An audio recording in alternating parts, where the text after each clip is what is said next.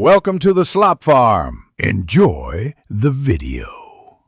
You start by opening your document and saving a copy. Make sure you never work on the only version. Next, click and drag to select the specific word you want to change, or double-click to select a single word quickly. Once selected, look to the Home ribbon. The font color swatch is your primary control. Click that swatch now to expose theme and standard colors. This immediate action puts you in the right mode to pick a new color. Once the color menu is open, choose theme colors to match your document palette or pick standard colors for quick result.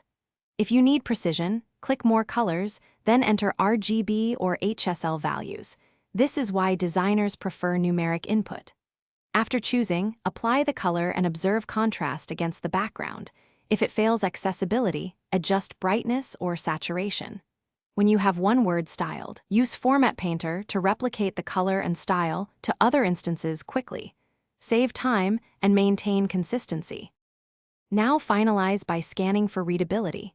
Zoom out and run the accessibility checker to verify contrast ratios.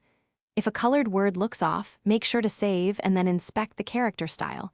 Local color can be overridden by style definitions. If nothing changes, turn off tracked changes or accept them. Tracked edits can prevent visible color updates.